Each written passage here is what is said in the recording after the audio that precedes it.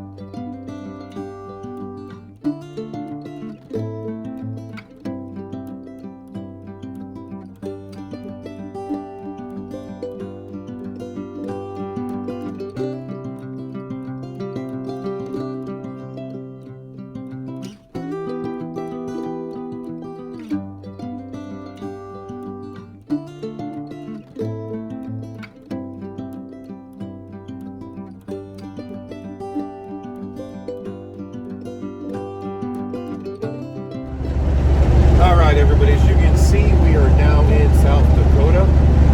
So we went through Sioux City, Iowa there, right on the kind of like the northwest side. You cross right into North Dakota.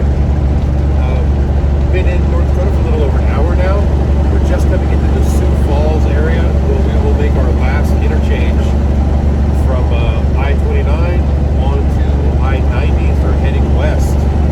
And then, you know, we still got a long ways to go. We are definitely not at our destination.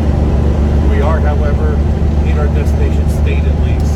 So once we get up to I-90, I think we still have a little over 350 miles, maybe 370 miles to go until we get to the second Sturgis exit, and then down on into Deadwood. And we may even stop at Rapid City for the night. Not real sure yet, but we'll see when we get there.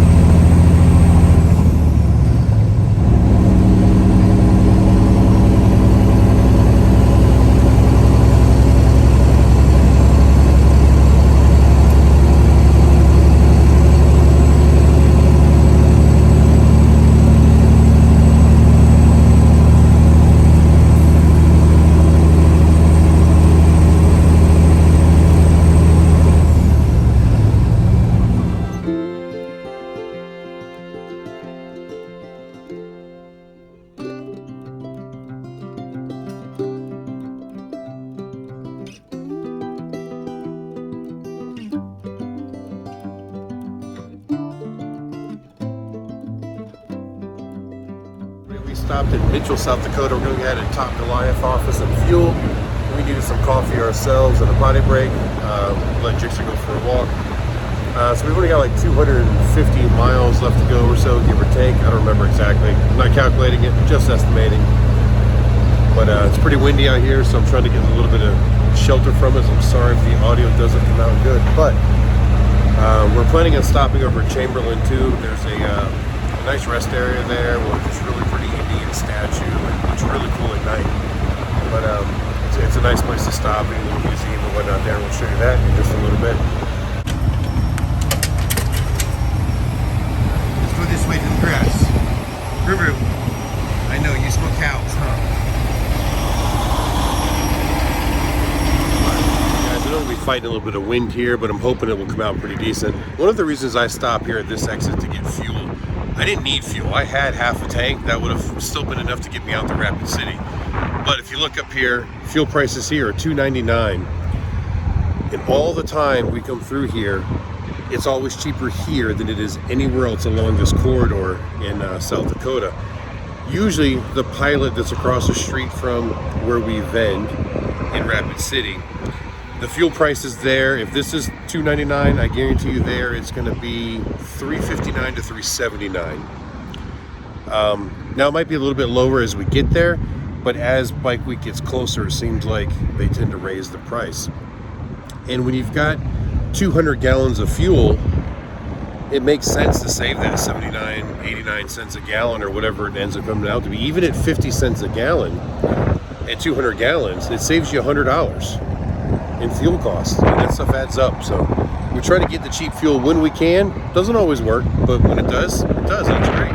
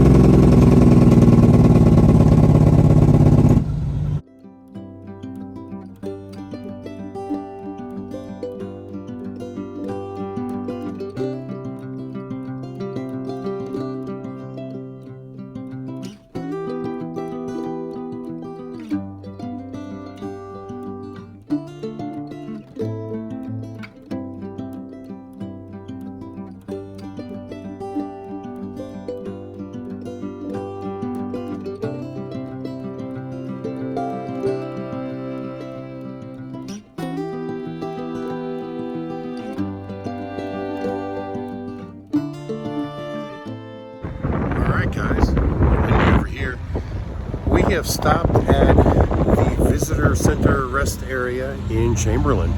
This is a really cool place. They've got the Lewis and Clark Museum in there. They've got the big statue up there of the young Indian girl, Dignity. It's a really pretty place. I'm gonna get a little bit of footage and show you around. We stop here every year we come out here. We've seen it all, but it's still such a nice place. There's even a few trails down the way that you can walk and get this really nice overlook of the Missouri River, right where Interstate 90 runs across.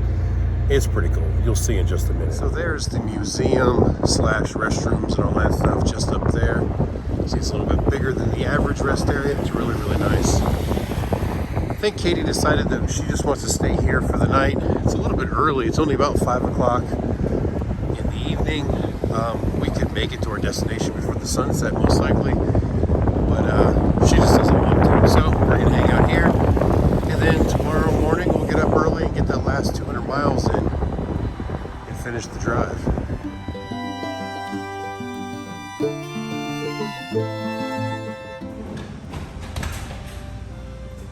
And it looks like the museum is closed. There's part of it there.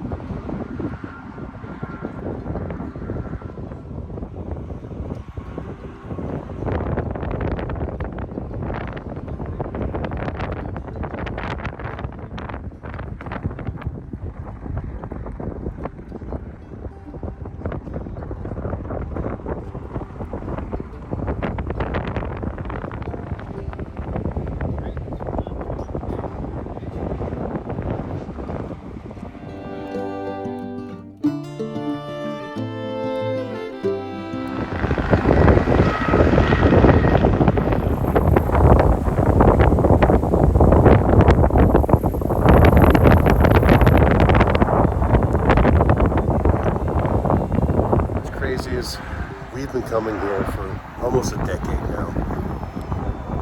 I believe Talon was only 14 the first time we came out here.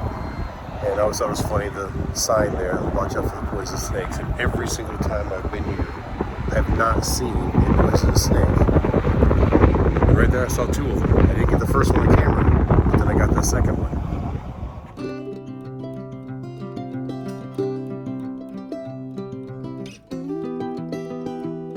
There's a whole little series of trails that kind of run down. I remember Talon and I, a long time ago, hiking down through these and climbing up the side of the mountain and everything. And just to put it in perspective, you see this kind of ravine back here behind me, and there is the museum way over there. And, but you can't get there from here. You got to walk all the way back around the way I came.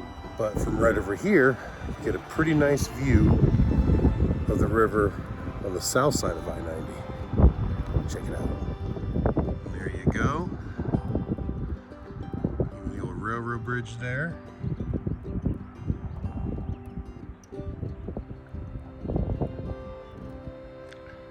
And then there's I-90 right back over there again.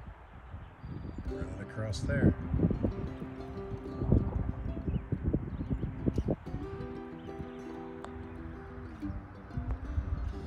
And here's a view from the very edge of one of the bluffs. One last spot I can step into. Now I'm on the edge. And it just drops from here. I don't know if the camera gives you the perspective or not, but it's a pretty steep way down.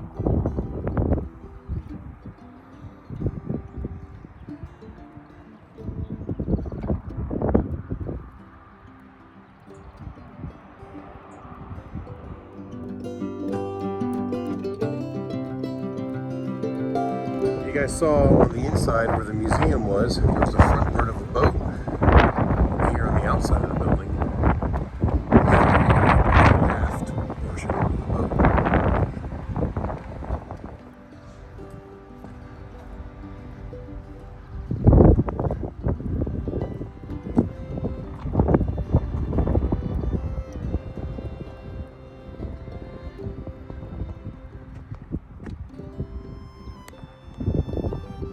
guys, and because Katie decided she wanted to go ahead and stay here for the night, that's probably going to conclude this video. I've got about half an hour and I've got to have a Zoom meeting with my Love Jokes team. So I need to go put on a little bit more respectable of a shirt and get logged into Zoom on my iPad so we can handle some business, and then we're just gonna relax for the rest of the night. So I hope you liked the video. If you did, like always, hit the thumbs up, subscribe if you haven't already, and share the video if you can. Try to spread the word, try to get more people viewing. And until the next time I see you, keep those engines running. One more note, I had thought about throwing the drone up. This would be some awesome drone footage here. But look at those flags right there behind me. It's pretty windy. I don't even know if the audio is coming out on any of this. So I don't think I'm trying to put the drone up. I'm afraid I'll lose it. It's a small drone, not a super nice one. And it does not handle this type of wind very well, as you guys saw when we were in Minnesota last month.